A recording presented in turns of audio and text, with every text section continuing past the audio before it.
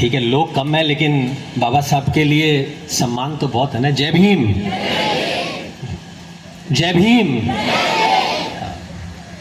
लोगों को जगाना बहुत ज़रूरी है। ये दो शब्द ऐसे हैं जो बड़े बड़ों को जगा देते हैं, चाहे वो नॉर्मल पब्लिक हो, चाहे गवर्नमेंट हो, चाहे ये पूरा वर्ल्ड हो। ये दो बड़े कड़क शब्द हैं, तो इसका बड़ा सम्मान करना बहुत ज़रूरी है। धीरे धीरे लोगों को मालूम चलना शुरू हो गया कि जय भीम का मतलब क्या है। पहले तो मतलब ये लोगों को तो मतलब भी नहीं मालूम था। अभी भी जो प्रोटेस्ट हुआ तो लोगों को शायद काफ़ी लोगों को ये भी मालूम नहीं है कि जय भीम। मैं भी पहली बार जब जय भीम बोला था मैंने या सुना था मैंने, तो मुझे लगा ये महाभारत वाले भीम की बात कर रहे हैं। कौन है ये, जय भीम का क्या मतलब हुआ? पहली बार सुना था। ये सच्चाई बता रहा हूँ। ये दुख की बात है, ये खुशी की बात नहीं है, लेकिन ये दुख की बात है। पहले मैं आदर सम्मान व्यक्त करता हूँ महासंघ जो यहाँ पर आए, बहुत ही अपना कीमती समय निकाला। बनते शिलानंद जी भी आए, अभी गए हैं, लेकिन बनते बुद्ध घोषी, सत्यानंद बनते जी, बाकी जो बनते यहाँ पर हैं उनको नमन करता हूँ। कोबरागढ़े साहब जिन्होंने ये आयोजन किया उनको भी आदर व्यक्त करता हूँ। और जो मेरे मित्र यहाँ पर आए हैं, ज्योति सर एसपी साहब हैं कर्नाटका से, स्पेशल एक फ़ोन कॉल पे वो आगे कि नहीं है, इम्पॉर्टेंट काम है, मुझे आना है। 7-8 घंटे का सफ़र करके कल आकर एक दिन रुके हैं सिर्फ ये चीज़ अटेंड करने के लिए। सर आपको धन्यवाद करता हूँ। डोनेकर साहब बहुत अच्छे डॉक्टर हैं, उन्होंने बताया वो क्या क्या चीज़ें कर रहे हैं। उनको तो मैं आने वाले समय में कहूँगा कि हम आपको तभी सक्सेसफुल मानेंगे जब आप सारे वृद्ध भिक्षुओं का इलाज जो है वो फ्री में करेंगे, तब मैं समझूंगा आपने बहुत बड़ा कार्य किया। आप लाखों रुपए कमाएं, हम आपके साथ हैं, मदद भी करेंगे कमाने में, इंटरनेशनल पेशेंट को भी लाएंगे, लेकिन भारत के भिक्षुओं का इलाज आपके अस्पताल में फ्री होना चाहिए। ये एक कड़ा संदेश है जो हम आपसे रिक्वेस्ट करते हैं। यहाँ पे गायकवाड़ साहब से मेरा पुराना रिश्ता है, कई साल। मैं गगन मलिक फाउंडेशन नाम इसलिए दिया गगन मलिक फाउंडेशन क्योंकि कई लोगों ने दूसरे नाम से जब ये फाउंडेशन चलाई जा रही थी तो कई लोगों ने मेरा नाम लेकर काफ़ी ज़्यादा फ्रॉड कर दिया। कुछ लोगों ने पैसे ले लिए, गलत काम किए। तो मैंने उनको कहा कि ये मैं चैप्टर ही क्लोज करता हूँ, अपने नाम से ही रखता हूँ गगन मलिक फाउंडेशन, ताकि किसी को कोई संदेह ना रहे। मुझे शौक नहीं था कि मैं गगन मलिक रखूँ, मजबूरी में रखा था ये नाम। तो नागपुर में ऑफिस खोलना था शुरू में, तो हमारे पास जगह नहीं थी, कहाँ खोलें कैसे खोलें। तब गायकवाड़ साहब सामने आए तो उन्होंने कहा गगन मेरा ऑफिस आपका ऑफिस है, आप यहाँ पर खोलिए, यहीं पे रजिस्ट्री कराइए। तो आज भी गगन मलिक फाउंडेशन का जो रजिस्टर्ड एड्रेस है वो इन्हीं के ऑफिस का एड्रेस है। साहब को थैंक यू करता हूँ मैं बहुत बहुत। कोबरागढ़े साहब तो बहुत ही घर के परिवार हैं, वाइस प्रेसिडेंट हैं। अनिरुद्ध दुपारे जो कि एक स्तंभ है हमारे गगन मलिक फाउंडेशन के, हमेशा सारे कार्यों में अग्रसर रहते हैं। सबने तो दान दिया है, उनका भी एक दान, वो गुप्त दान उन्होंने 1 लाख रुपए का किया है, उनको भी मैं धन्यवाद करता हूँ। जो कई बार लोग करते हैं लेकिन बोलते नहीं हैं, क्योंकि थाईलैंड के राजा कहते थे कि आपकी जो पीठ है ना वो सोने की होनी चाहिए। मुझे समझ में नहीं आया पीठ सोने की के मतलब क्या है। कहते जो लोग चुपचाप बड़े बड़े काम कर जाते हैं लेकिन लोगों को पता नहीं चलने देते, उनकी पीठ जो है ना वो सोने की होती है। तो हम सबकी पीठ सोने की होनी चाहिए।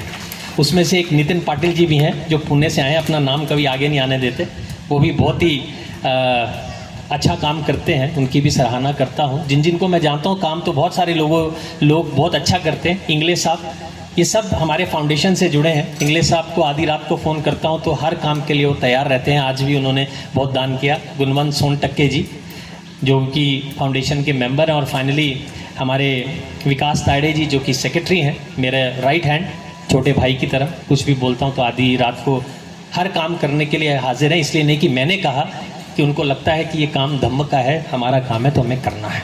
तो आपका भी बहुत शुक्रिया करता हूँ विकास।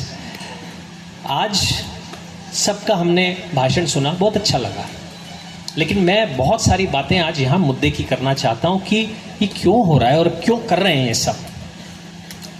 मैं पिछले 12 साल से बौद्ध धम्म का प्रचार प्रसार भारत में कर रहा हूँ। बहुत सारी मूर्तियों की बात है कि मूर्तियां बांटी। मूर्तियां बांटने का कारण ये था कि लोगों का विश्वास जीतना था कि मैं वाकई में कुछ करना चाहता हूँ, ताकि लोगों को लगे ये ऐसा नहीं है कि सिर्फ बातें कर रहा है, कुछ करना चाह रहा है। और लोगों का विश्वास धीरे धीरे बुद्ध धम्म का प्रचार प्रसार करके, चाहे वो मूर्तियों के द्वारा, चाहे धम्म यात्रा के द्वारा, या कोई भी ऐसे काम करके आज विश्वास मैंने जीतने की कोशिश की है। लेकिन जैसे जैसे मैं विहारों में गया हूँ तो मुझे लगा कि मैं तो बाबा साहब का सपना पूरे करने निकला हूँ, एक बौद्धमय भारत का सपना लेकर आगे निकला हूँ, लेकिन जहाँ भी मूर्ति दे रहा हूँ 90% विहार मुझे कह रहे हैं सर हमारे यहाँ पर ना भिक्षु नहीं है, गांव वाले प्रेयर करते हैं या बोधाचार्य है। तो जैसे आगे बढ़ता गया, आज हजारों की तादाद में मूर्तियां बांट दी गई, हजारों विहारों में मूर्तियां बांट गई, छोटे छोटे विहारों में, लेकिन भिक्षु केवल 10% विहारों में है। ये कैसा धम्म का प्रचार प्रसार है, ये कैसी कतार है जिसका आगे चलने वाला ही अज्ञानी है। अगर आपको जो लेकर आगे चल रहा है उसे पूरा ज्ञान नहीं है, तो आप बौद्ध धम्म इस पूरे भारतवर्ष में फैलाने की बात कैसे कर सकते हो। धम्म चक्र प्रवर्तन बाबा साहब ने वो दिन मनाया, 14 अक्टूबर की लाखों की तादाद में दीक्षा भूमि में लोग जाते हैं, लेकिन अगर धम्म का प्रचार प्रसार सही तरीके से नहीं होगा, मार्गदाता हमारे नहीं होंगे, तो बौद्ध में भारत की क्या बात करो, कैसे आप धम्म को गतिमान करेंगे। हमारे मार्गदाता कौन? हमारे मार्गदाता जो हैं हमारे भिक्षु हैं। अगर भिक्षु नहीं होंगे तो अपने दिमाग से आप ये बात निकाल लीजिए कि भारत जो है वहां पर धम्म चक्र गतिमान हो सकता है। ये नहीं हो सकता, किसी भी सूरत में नहीं हो सकता। इसलिए भिक्षुओं का जन्म लेना, भिक्षु बनना बहुत जरूरी है। बाबा साहब का तो आदर करते हैं। बाबा साहब ने तो बहुत सारी बातें कही, एक ये भी कही थी कि अपने घर परिवार का एक बच्चा जो है उसे भिक्षु बना देना। बाबा साहब की बातों के लिए हम कितनी जान दिल से बात करते हैं। बाबा साहब ने ये किया, बाबा साहब ने हमारे लिए ये किया, अपने बच्चों की परवाह नहीं की, हमारे लिए कॉलेज बनवाए, अपने घर की परवाह नहीं की, हमारे लिए ऐसा किया। आज वो इंसान हमें सब कुछ देकर चला गया, लेकिन हमसे कोई चीज़ मांग कर गया था, लेकिन हम वो देने के लिए तैयार नहीं हैं, लेकिन बाबा साहब का सम्मान करते हैं। ये हम फक्र से कहते हैं। ये कैसा सम्मान हुआ, ये मैं आपसे पूछना चाहता हूँ। अगर बाबा साहब ने कहा है 10% अपनी आय का हिस्सा देना, तो दे देना। मैं तो कहता हूं 1% दे दोगे, 2 करोड़ रुपए 1% भी दे दें, तो यहां पर आज एक बिल्डिंग बनाने के लिए इतनी जहद ना करनी पड़े। आज आप एक एक बच्चा अगर अपने घर परिवार से भिक्षु बनने के लिए दे दो, तो मुझे नहीं लगता कि मेरे को ज्यादा तकलीफ होगी कि भारत में बुद्धिज्म को गतिमान करने के लिए या धम्म चक्र को गतिमान करने के लिए। लेकिन हम देते ही नहीं हैं। आप जानते हैं देते क्यों नहीं है? इसका भी कारण है। थाईलैंड में जब कोई बच्चा भिक्षु बनता है ना, तो उनके माँ बाप को लगता है कि हमारे कई जन्मों के पुण्य जो है ना हमें मिल गए हैं, पिछले पता नहीं कितने जन्म हमने लिए होंगे, सारे पुण्य प्राप्त हो गए, आज हमारा बच्चा जो है वो भिक्षु बन गया।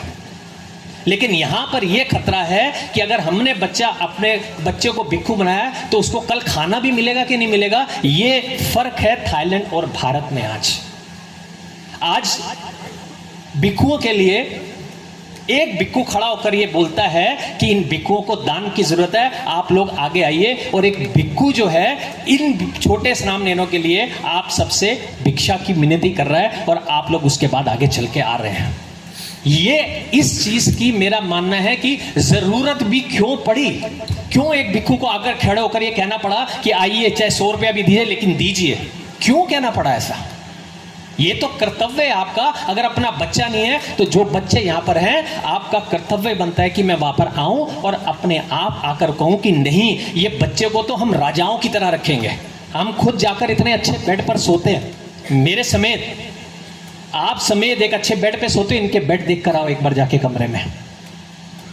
शर्म से हमारे सर जो है वो नीचे झुक जाएंगे। इनके वॉशरूम देखे और अपने वॉशरूम अपने घर के देख लेना, आपके शर्म से आपके जो सर हैं वो झुक जाएंगे। मैं थाईलैंड में गया था तो एक बहुत बड़े भिक्षु थे, बहुत बड़े भिक्षु, बड़े सम्माननीय, बड़े माननीय। तो मुझे बुलाया गया कि ये अनाउंस कर रहे हैं कि आज ये टेंपल बनाना चाहते हैं पहाड़ों के बीच में। तो हम बड़ी दूर जा रहे हैं, 6 घंटे का सफर गाड़ी में करके गए, बैंकॉक से गाड़ी में 6 घंटे का सफर। मैंने कहा इतनी दूर कौन आएगा? वहां गया तो 700-800 गाड़ियां खड़ी थी पहले से ही। उन्होंने सारे अच्छे अच्छे लोगों को वहां बुलाया। उन्होंने कहा कि यहाँ ना एक मैं टेंपल बनाना चाहता हूँ, विहार बनाना चाहता हूँ, 2 करोड़ रुपए का खर्चा आएगा वो बनाने में, 6 महीने लगेंगे। जो ये कार्रवाई करना चाहता है वो करें। ये इलेक्ट्रिक बोर्ड लगाए, या 2 करोड़ रुपए मैंने लिख दिए हैं, जैसे जैसे कम होंगे वैसे वैसे वो नंबर गिरते चले जाएंगे। तो ठीक है। अब वो लाइव भी गया, सबके पास गया। तो आप देखिए 2 करोड़ रुपए वहां 3 घंटे मात्र में 2 करोड़ रुपए का झंडा गाड़ दिया उन्होंने कि ये लो जी, अब 6 महीने बाद यहाँ पे आज विहार बन जाएगा। और 6 महीने के बाद वहां पर एक विहार खड़ा हो गया। ये जो मंजर हम देख रहे हैं, बाबा साहब ने आपको ये सारी चीजें इसलिए नहीं दी थी कि आप ये वाला मंजर देखो, जहां भिक्खू के लिए बनाने के लिए हमें लोगों के पास जाके मांगना पड़े। आज आपको मालूम है कि पिंडपात करने भिक्षु क्यों कम जाते हैं? उसके कसूरवार भिक्षु है ही नहीं है, उसके कसूरवार हम उपासक हैं। हम रोज सुबह वहां पर अगर कतार बना के खड़े होंगे तो भिक्खु तो मालूम है उनको आएंगे तो आकर लेके जाएंगे, लेकिन हम कोई खुशी हो, आज जन्मदिन है, आज हमको खाना खिलाने चाहते हैं, आइए हमारे घर में, आज ये सुख है इस सुख के लिए आइए, आज ये दुख है इस दुख के लिए आइए। भाई पिंडपात करने के लिए तो आपको सुबह से कतार बना के खड़ा होना चाहिए, ताकि उन्हें मालूम होना चाहिए कि मैं सुबह जाऊंगा और एक्सेस भोजन मिलना चाहिए। उनको समझ में नहीं आना चाहिए, उनको ये कहना चाहिए रोज कि जाओ ये भोजन बच गया, गरीबों में बांटो, जाके वो खाएंगे, इतना भोजन मिलना चाहिए। और ये स्ट्रगल हो रही है कि इनका महीने का खर्चा कैसे चलेगा। जब मैं ये सारी चीजें सोचता हूं, करता हूं, तो मेरे क्या कहते हैं, आत्मा झंझुड़ती है और शर्म से सर झुकता है। इसीलिए निर्णय लिया, मैंने कहा कि एक ऐसा कार्य करना भारत में बहुत ज़रूरी है, एक ऐसी मोनेस्ट्री ज़रूरी है जहां भिक्षु का प्रोडक्शन हो सके। और उसी के चलते आज हमने थाईलैंड की राजा की जो यूनिवर्सिटी है, इंटरनेशनल, थाईलैंड के जो राजा की यूनिवर्सिटी है, इंटरनेशनल यूनिवर्सिटी, उनके साथ हमने MOU किया है। उन्होंने हमें, थाईलैंड जैसे देश जहां से बुद्धिज्म इधर से उधर गया, वो ये कह रहे हैं कि गगन आप अपने देश से बच्चों को लाओ, छोटे बच्चों को 10 साल पढ़े, 12 साल पढ़े, पूरी पढ़ाई भिक्षु बनकर वो करें, उसकी पूरी स्कॉलरशिप, जिम्मेवारी, स्पॉन्सरशिप हम लेते हैं, आप भिक्षु तैयार करके भेजो हमारे पास। अब छोटे छोटे भिक्षु, अब आज 200 बच्चा यहाँ है। मैं बड़ी सराहना करता हूँ खोबरागढ़े साहब की कि वो इस मंजर पर पहुँच रहे हैं कि आज यहाँ 200 बच्चा आपके सामने बैठा है। 6 बच्चा तैयार हुआ पहले लॉट का, जो कि अगले महीने यहाँ से थाईलैंड जा रहा है। जिस दिन जाएगा आपको खबर कर दी जाएगी कि पहला लॉट 6 बच्चों का चला गया। भारत में धम्म सीखने की कमी नहीं है। हमारे भिक्षु आपने देखा कि ज्ञानी कितने हैं, उनके पास ज्ञान की कमी नहीं है। कमी है किस चीज की? कमी है उपासकों लोग में विनय की। मैं तो श्रीलंका में मैंने बुद्धिज्म को अपनाया, मैंने बुद्धिज्म थाईलैंड में नहीं, श्रीलंका में अपनाया था। थाईलैंड में जाकर तो मैं भिक्षु बनकर जीवन जिया मैंने 4 महीने, लेकिन जो मैंने बुद्धिज्म अपनाया था वो श्रीलंका में अपनाया था। वहाँ फिल्म की, वहाँ लोगों से सीखा। और जब वो भिक्षु आते थे तो ऊंची आवाज में मेरे को धीरे धीरे चुप चुप चुप चुप। मैं नया हिंदू से बुद्धिज्म में गया, मैं कहा इतना क्यों डर रहे हैं? कह रही है डरना नहीं है, सम्मान है, ऊंचा मत बोलो, नीचे बोलो। वो बैठे तो उनके वहाँ पे सफ़ेद चादर बिछाई गई, तब वो बैठे। और हम जब बैठे, मेरे साथ बड़े अफसर, एक मंत्री, श्रीलंका का मंत्री, उसको थोड़ा सा नीचे वाले स्टूल पे बिठाया, आमने सामने बैठे तब भी तो नहीं, उनके स्टूल ही नहीं छोटे बनाए हुए। उस कमरे में इक्वल स्टूल ही नहीं है कि ये भिक्षुओं का, ये जो उपासक आएगा ये उसका। मैं वहाँ पे गया और वो डरते डरते 10 बार 3 बार नमन करेंगे, बड़े अच्छे से मिलेंगे, अब बहुत अच्छे से भिक्षु का ध्यान करेंगे। और कट टू मैं भारत के अंदर आता हूँ जहाँ यहाँ बुद्धिज्म है, यहाँ पे तो मैं आवाज़ें सुनाई देती है, ओए बनते जी देख के नहीं चलते, कहाँ चल रहे हो, इधर होके जरा साइड में हो लो, ऐसे करके। मेरे लिए बड़ा अचंभा था कि कहाँ वो सम्मान और कहाँ ये, इतना बड़ा फर्क कैसे आ गया? बुद्ध की भूमि है, यहां से पूरे वर्ल्ड में बुद्धिज्म गया है, वहां से और यहां पे इतना डिफरेंस कैसे आया? उसका रिस्पॉन्सिबल कौन है? 10 लोग क्या 10 लाख या 1 करोड़ लोगों को शिक्षा दे सकते हैं? नहीं दे सकते। कहां जाएंगे वो बेचारे 10 लोग? तो इसलिए अगर 1 करोड़ लोगों को शिक्षा देनी है तो कम से कम 1 लाख भिक्षु तो हमारे होने चाहिए, तभी 1 करोड़ को वो दे पाएंगे। तो वो 1 लाख भिक्षुओं को पैदा करने के लिए आज ये बीजारोपण जो उन्होंने बात की है, हमने बीजारोपण ये किया कि कल को ये पेड़ बनेंगे और ये पूरी जो बुद्ध की शिक्षा है थाईलैंड से सीख के आकर फिर यहाँ पे कार्रवाई करनी शुरू करेंगे। ये कारण है। दूसरा बड़ा मुद्दा जिसके लिए हम यहाँ पर आए, भारत में मैं जाता हूँ, कई बार हम भिक्षुओं को बुलाते हैं, आज भी हमारे सारे भिक्षु आपके सामने बैठे हैं, सम्मानीय भिक्षु हैं। मुझे चिवर दिखता है, वो सबके रंग, सारों के चिवरों का रंग अलग अलग रहता है। ये म्यांमार का चिवर है, ये थाईलैंड का चिवर है, ये वियतनाम का चिवर है, ये कंबोडिया का चिवर है, ये धम्मयुत्तिका निकाय का है, ये इसका चिवर है। भाई भारत का चिवर कहाँ है? भारत के भिक्षु की कोई पहचान नहीं, कोई इज्जत नहीं। बोध गया में जाते हैं तो मुझे वो जो मेरे अंदर इतना गुस्सा चढ़ता है जब भारत के भिक्षुओं को वो सम्मान नहीं मिल पाता इंटरनेशनली जिसके वो हकदार हैं। हमारे यहाँ तो चिवर बनाने वाली कंपनी नहीं है, कोई एक कंपनी नहीं है जो चिवर बना रही हो। अगर आपको चिवर खरीदना है तो कपड़े के 3 टुकड़े करके आपको देते हैं, सर हमने चिवर दिया, अगर भारत से लेना है, नहीं तो दूसरे देश से कोई किसी ने दान दिए होंगे तो आपको मिल जाते हैं, या बाहर से आ गए, इधर से आ गए, जो भी बाहर से आए वो आपको मिल गया। भारत के अंदर कौन सी चिवर की कंपनी है जो चिवर बना रही है कि ये हमारा भिक्षु दिखना चाहिए कि ये चिवर पहना, ये भारत का भिक्षु है। और वो कार्य करने के लिए हमने भिक्षा पात्र, मैंने कहा ये फाउंडेशन स्टार्ट करेगी, हमारी कंपनी स्टार्ट करेगी। हमने बनते जी हमने एक चिवर डिज़ाइन किया आपके आशीर्वाद से, वो हमें लाने थे लेकिन वो टाइम पर नहीं दे पाए, जो कुछ ने किया वो मुझे पसंद नहीं था, तो उसके लिए अब अगली एक हमें मीटिंग रखनी पड़ेगी जिसमें हम प्रेस के सामने अनाउंस करेंगे ये भारत के चिवर है, भारत के भिक्षु के रंग का चिवर, जो बहुत अच्छे से लोगों के सामने लाया जाएगा ताकि जब वो भी हजारों की भीड़ में चल रहा हो तो सबको मालूम हो ये भारत का भिक्षु आ रहा है सामने। ये पहचान भारत के भिक्षु को देनी बड़ी जरूरी है। बोध गया जाओ तो कितने सारे भिक्षु वहां पर जमीन पे बैठे, अरे सर कुछ दो ना सर। जब मैं ऐसा सुनता हूं, उनको देखता हूं, तो मुझे मेरी जो करुणा भाव है वो खत्म हो जाता है। जो मुझे सिखाया गया कि बुद्धिस्ट है करुणा रखनी है, लेकिन वो भाव इसलिए खत्म होता है कि वो भिक्षु नहीं है, वो भिखारी है वहां पर जो सिर्फ एक चोला ओढ़कर आ गए हैं। भिक्षु तो ये हमारे सामने बैठे हैं जो हमारे मार्गदाता हैं, जो हमारे लिए हमारे माता पिता से भी श्रेष्ठ हैं, जो देने वाले हैं। लेना तो उन्होंने लिया ही नहीं आज तक, वो तो देते ही आए और देना ही उनका काम है। वो है भिक्षु। भिक्षु और भिखारी में फर्क, क्योंकि वो ये सब ऐसा कर रहे हैं क्योंकि कोई रोक टोक, कोई लगाम कुछ नहीं, कहीं पर कुछ है ही नहीं, कहीं पर लगाम ही नहीं है। आज थाईलैंड में जाता हूं तो वो एक बुद्धिस्ट मिनिस्ट्री है, एक सुप्रीम काउंसिल है, एक संघ राजा है। वियतनाम में जाता हूं, इतनी बड़ी सुप्रीम काउंसिल है, एक बहुत बढ़िया संघ राजा है और बहुत बड़ी उनकी यूनियन बनी, ऑर्गेनाइजेशन, तो भिक्षु संघ यूनियन है। बांग्लादेश मुस्लिम कंट्री, पता नहीं मैं शायद उंगलियों में गिन लूं कितने भिक्षु हैं वहां पर। उन्होंने भी अपनी एक संघ राजा बना रखे हैं कि हमारे संघ राजा आ रहे हैं, बड़े आदर सम्मान के साथ सब लोग आएंगे। कंबोडिया, लाओस, वियतनाम, जापान, कोई भी देश का नाम लो, सब में एक सबसे मोस्ट उनकी काउंसिल और एक सीनियर संघ राजा है, लेकिन भारत में नहीं है। क्यों? भारत में क्यों नहीं?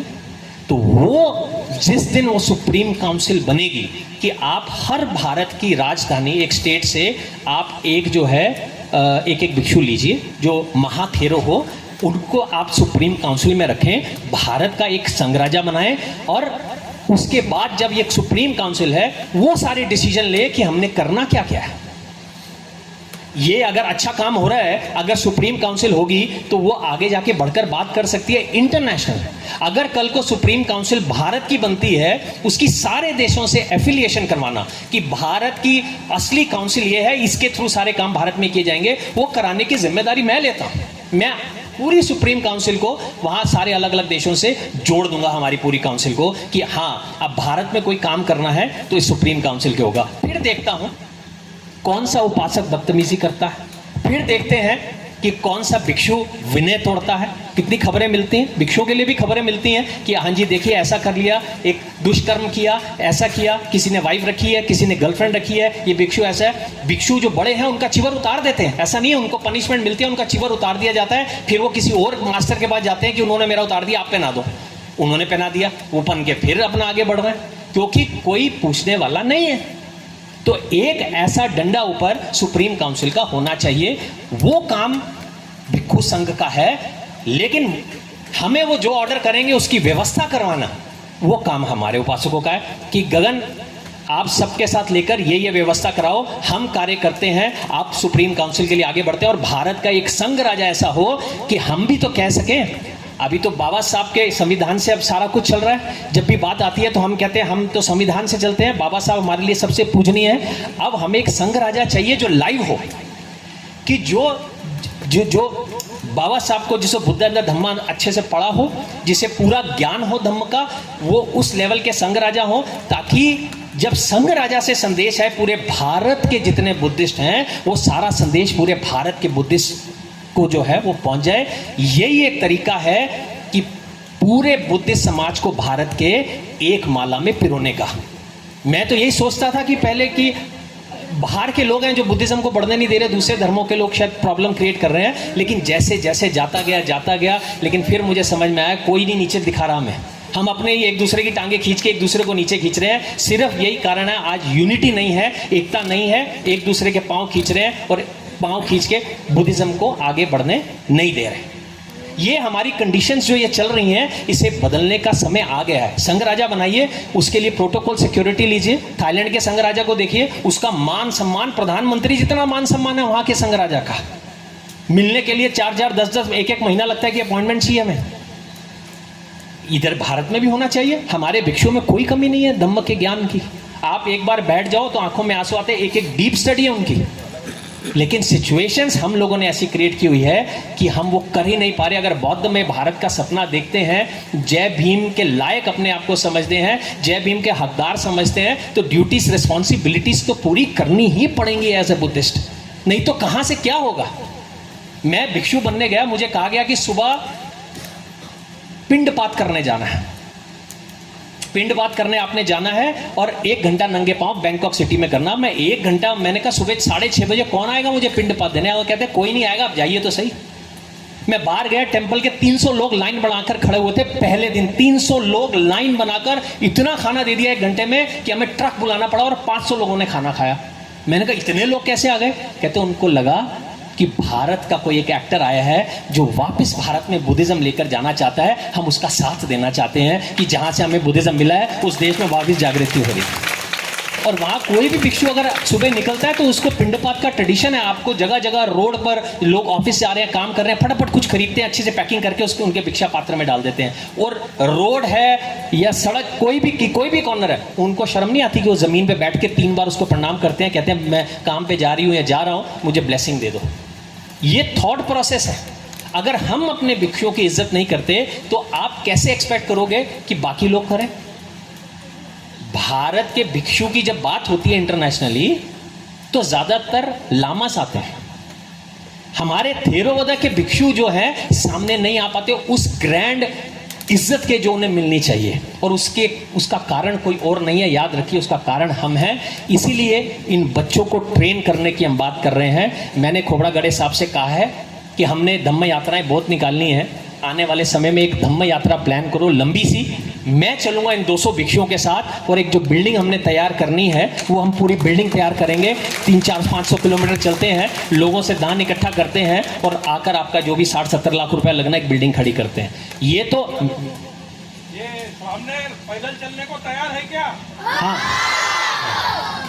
इनके जज्बे को आप सबको सलाम करना चाहिए। एक बार जोर से तालियों से स्वागत करना। ये छोटे बच्चे हैं फिर भी, लेकिन हमें सिखा रहे हैं। बहुत दूर चलना पड़ता, 20-20 किलोमीटर रोज 20-20 किलोमीटर चलना पड़ता। चलने के लिए तैयार हो? देखिए, ये बच्चे भी सब कुछ तैयार है करने के लिए, हम भी तैयार हैं। मैं ये कार्रवाई तो कर ली, पढ़ाई की जिम्मेदारी, स्पॉन्सरशिप हमने ढूंढ ली। मैंने अभी खोबड़ा गड़े साहब को बताया नहीं है, बहुत जल्द यहाँ पर जापान की एक टीम विजिट करने वाली है। बात मैं आज माइक पे आपके सामने बता रहा हूँ, किसी को मालूम नहीं है। उनका काम यही है, वो आकर उन्होंने मुझे एक नक्शा भेजा है, वो मैंने उनको रिक्वेस्ट की है कि आप जो है पूरा का पूरा एक उनका रहना और कम स्कूल टाइप का एक पूरा प्रीमाइसेस यहाँ पर तैयार कर दो। उन्होंने मुझे नक्शा भेज दिया है। जब मैं इसलिए नहीं बोल रहा था कि एक बार वो आ जाएं, आकर एक बारी करवाते हैं तो जापान के लोग आकर ये कार्रवाई कर देंगे।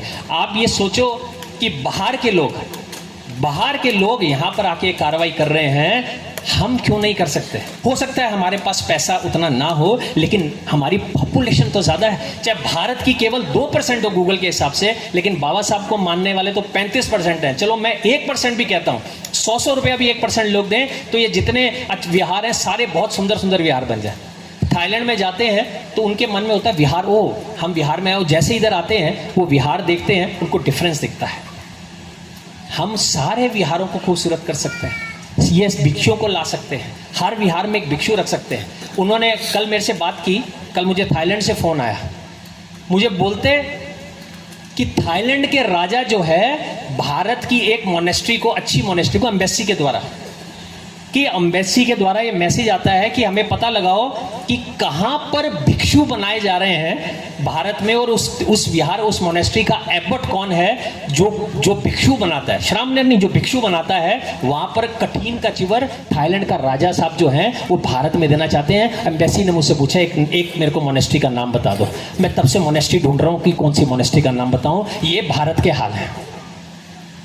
हम कौन से बौद्ध में भारत की बात कर रहे हैं, ये जब मैं सोचता हूं तो मैं घबरा जाता हूं। लेकिन एक चीज मुझे हमेशा जीवित रखती है। मैंने पहली धम्म यात्रा निकाली थी परभनी से चैत्यभूमि, 600 किलोमीटर, 100 भिक्षु और भगवान बुद्ध के अस्थि कलश। वहाँ पर पहले दिन परभनी में सिद्धार्थती मेरे जी हमारे अच्छे बड़े क्लोज मित्र हैं, धम्म मेरे सबसे परम मित्र हैं। आज नहीं आ पाए किसी कारणवश, फंस गए, नहीं तो आ रहे थे। उन्होंने वहाँ पर करीबन 25-30 हज़ार से ज़्यादा लोग वहाँ पर इकट्ठे कर दिए। इनॉग्रेशन वाले दिन लोग आ गए 25-30 हज़ार जब यात्रा शुरू हुई। मैंने कहा कि मैं ये टेस्ट करना चाहता हूँ, अगर मुंबई पहुँचते पहुँचते अगर 1 लाख लोग हो गए, सोचा मैंने कि तो मैं समझूंगा कि हाँ उम्मीद है कि बौद्ध में भारत हो सकता है। तो लेकिन जब मैं वहाँ पहुँचा मुंबई आखिरी दिन, तो आपको यकीन नहीं होगा, मैंने 1 लाख की उम्मीद की थी और वहाँ 5 लाख लोग रोड पर चल रहे थे। तो इसका मतलब उम्मीद तो है, लेकिन मार्गदर्शन करने वाले भिक्षुओं की जरूरत है। आपकी रिस्पॉन्सिबिलिटी, आपको आपकी रिस्पॉन्सिबिलिटी को समझने की जरूरत है। अगर रिस्पॉन्सिबिलिटी नहीं समझेंगे तो ये कार्रवाई नहीं होगी। इसलिए कोशिश करें जितना हो सकता है, एक दूसरे से चर्चा करें। ये जितना धम्म का काम है वो तेरा मेरा नहीं है, वो हमारा ही है। कहीं भी धम्म का काम है, जैसे बाबा साहब हमारे हैं, ऐसे धम्म का काम भी हमारा है। तो मुझे लगता है आने वाले समय में हम इस कारवा को थोड़ा और जेन्युइन तरीके से आगे बढ़ाएंगे, दिल से आगे बढ़ाएंगे, सिर्फ एक बार आकर नहीं। ऐसा सिचुएशन होनी चाहिए कि जहाँ जहाँ भिक्षु को, जैसे आज ये श्रामणेर कल को बड़े भिक्षु बनकर हमें आज हमारे सामने ऐसे बैठे, हो सकता है हम नतमस्तक होके इनमें से कहीं के साथ बैठे हों। आपको मैं एक जाने से पहले, फाइनल ख़त्म करने से पहले एक छोटी सी कहानी बता देता हूँ, बहुत छोटी सी है। एक बार बुद्ध अपने भिक्षुओं के साथ, संघ के साथ जा रहे थे। तो जाते जाते वो देखते हैं एक लड़की दूर खड़ी उनको देखती है, बहुत ही सुंदर लड़की। वो उनको देखती है, लेकिन वो बहुत गरीब होती है, उतना ही खाना उतना ही कमा सकती है एक दिन में। जाती है, फूल चुनती है, माला बनाती है, बेचती है, तो एक वक्त का खाना एक दिन में कमा पाती है, लेकिन बहुत सुंदर लड़की है। तो जब वो संघ को जाकर देखती है और बुद्ध को देखती है तो बहुत आकर्षित होती है एक स्पिरिचुअल वे में कि इतनी आकर्षक छवि मैंने आज तक नहीं देखी। उसको समझ में नहीं आता कि मैं क्या करूं, क्या दूं, क्या दान करूं। एक वक्त का खाना है, वो जाकर उनके भिक्षा पात्र में बुद्ध के वो डाल के आ जाती है और खुश होकर प्रणाम करके आती है। बुद्ध आगे चलते हैं और बुद्ध जो है मंद मंद मुस्कुराते हैं। आनंद उनसे पूछता है कि क्या हुआ, आप ऐसे मुस्कुरा क्यों रहे हैं? वो कहते इस लड़की को ये नहीं पता इसने जाने अनजाने में क्या कार्य कर दिया है। देखो क्यों कह रहे कि एक बुद्ध को दान करना कई जन्मों के पुण्य बनाने के काबिल है। कईयों ने लाखों की तादाद में भी दान किया होगा, उसको शायद उतना पुण्य नहीं लगेगा जितना एक वक्त की रोटी एक बुद्ध को दे दी हो। उसको नहीं मानता हूँ। उसी शाम को वो माला के लिए फूल चुन रही थी और राजकुमार आए और राजकुमार ने वो देखा कि लड़की बहुत आकर्षित है, बहुत सुंदर है। तो वो उतरे और कहा तुमसे प्यार हो गया एक ही नज़र में देखते हुए, क्या मेरी रानी बनोगी?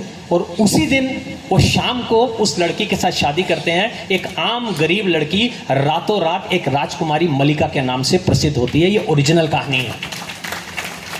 अब ये मैंने इसलिए बताई है, जो आपने जो दान पुण्य किया है, मालूम नहीं कि इनमें से कौन कल का बुद्ध है। जाने अनजाने में आपका दिया एक छोटा सा दान आपको कहां लेकर जा सकता है, इसका अंदाजा आपको नहीं है। तो इसलिए दान परमिता भी बहुत ज़रूरी है जीवन में।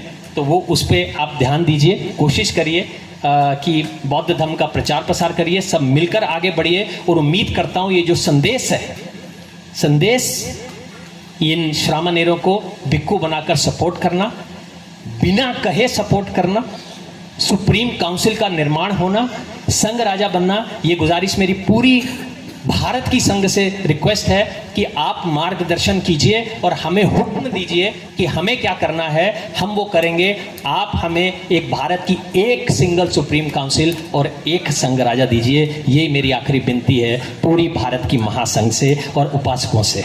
Thank you very much. नमो बुद्धाय। जय भीम। मैंने बहुत जान लगा के आपको दिल की बातें आज कही हैं। जय भीम का नारा जो है वो कम से कम नागपुर एयरपोर्ट तक तो पहुंच जाना चाहिए। जय भीम। Thank you sir.